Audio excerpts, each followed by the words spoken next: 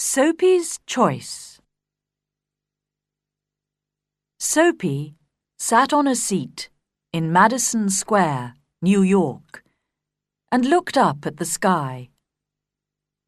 A dead leaf fell onto his arm. Winter was coming, and Soapy knew that he must make his plans.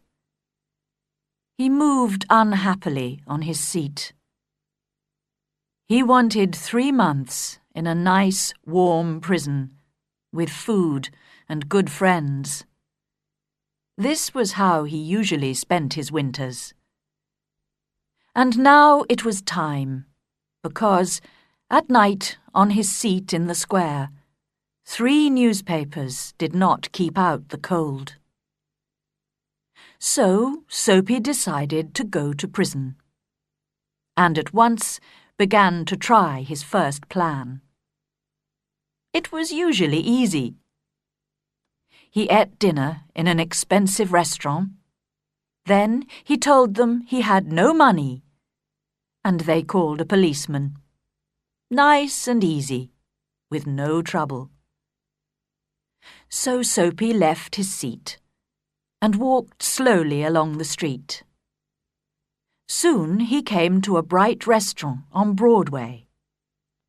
Ah, this was all right. He just had to get to a table in the restaurant and sit down. That was all, because when he sat down, people could only see his coat and his shirt, which were not very old. Nobody could see his trousers. He thought about the meal. Not too expensive, but good. But when Soapy went into the restaurant, the waiter saw Soapy's dirty old trousers and terrible shoes. Strong hands turned him round and helped him out into the street again. So now he had to think of something different. Soapy walked away from Broadway, and soon he found himself on 6th Avenue. He stopped in front of a shop window and looked at it. It was nice and bright, and everybody in the street could see him.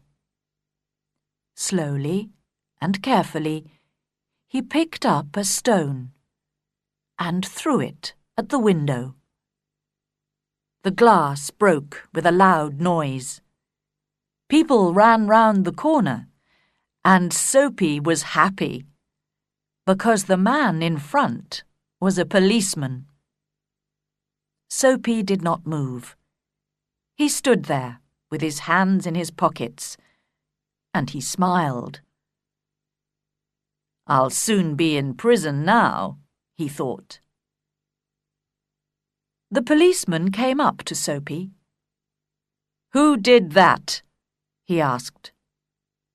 "Perhaps I did," Soapy replied. But the policeman knew that people who break windows do not stop to talk to policemen. They run away. And just then, the policeman saw another man who was running to catch a bus. So the policeman ran after him.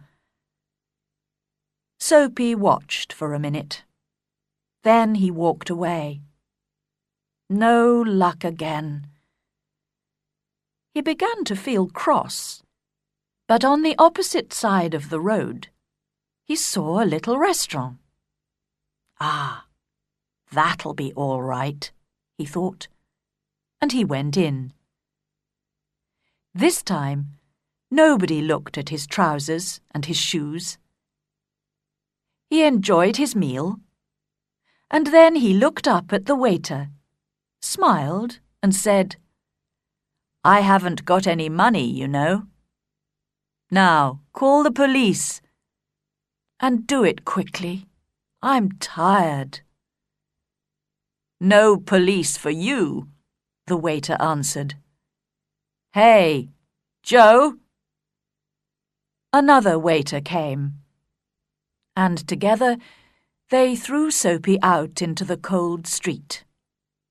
Soapy lay there, very angry. With difficulty, he stood up. His nice, warm prison was still far away, and Soapy was very unhappy. He felt worse because a policeman who was standing near laughed and walked away. Soapy moved on, but he walked for a long time before he tried again. This time it looked easy. A nice young woman was standing in front of a shop window. Not very far away, there was also a policeman. Soapy moved nearer to the young woman. He saw that the policeman was watching him. Then he said to the young woman with a smile, "Why don't you come with me, my dear? I can give you a good time." The young woman moved away a little and looked more carefully into the shop window. Soapy looked at the policeman. Yes, he was still watching.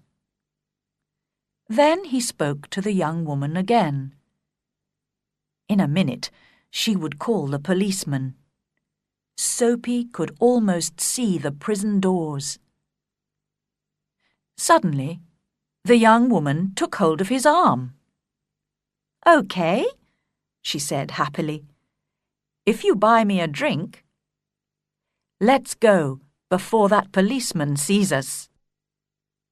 And poor Soapy walked away with the young woman who still held on to his arm. He was very unhappy. At the next corner, he ran away from the woman. Suddenly, he was afraid. "I'm never going to get to prison," he thought. Slowly, he walked on and came to a street with a lot of theatres. There were a lot of people there, rich people in their best clothes. Soapy had to do something to get to prison. He did not want to spend another night on his seat in Madison Square. What could he do? Then he saw a policeman near him. So he began to sing and shout and make a lot of noise. This time they must send him to prison. But the policeman turned his back to Soapy and said to a man who was standing near, "He's had too much to drink, but he's not dangerous. We'll leave him alone tonight." What was the matter with the police? Soapy was really unhappy now. But he stopped making a noise. How could he get to prison? The wind was cold, and he pulled his thin coat around him. But just then, inside a shop, he saw a man with an expensive umbrella. The man put his umbrella down near the door and took out a cigarette. Soapy went into the shop, picked up the umbrella, and slowly he began to walk away. The man came quickly after him. "That's my umbrella," he said. "Oh, is it?" Soapy replied. "Then why don't you call a policeman? I took it, and you say it's your umbrella. Go on then. Call a policeman. Look, there's one on the corner." The umbrella man looked unhappy. "Well, you know, perhaps I've made a mistake.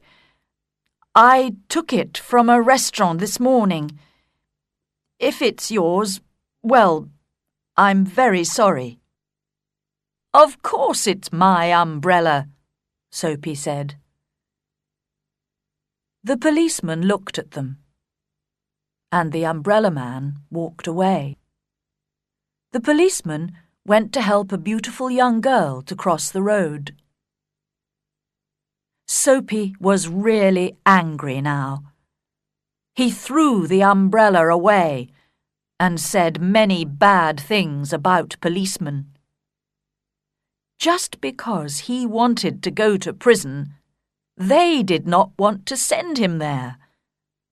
He could do nothing wrong. He began to walk back to Madison Square and home, his seat. But on a quiet corner, Soapy suddenly stopped. Here, in the middle of the city, was a beautiful old church.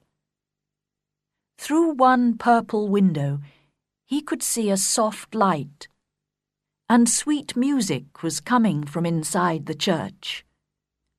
The moon was high in the sky, and everything was quiet. For a few seconds, it was like a country church, and Soapy remembered other, happier days. He thought of the days when he had a mother, and friends, and beautiful things in his life. Then he thought about his life now, the empty days, the dead plans.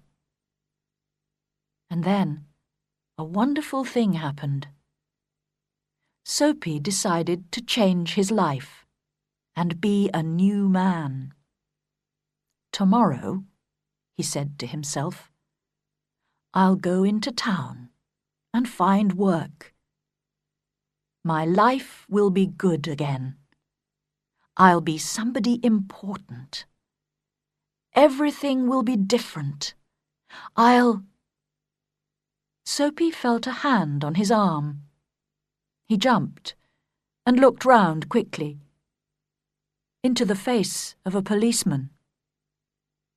"What are you doing here?" asked the policeman. "Nothing," Soapy answered. "Then come with me," the policeman said. 3 months in prison, they told Soapy the next day.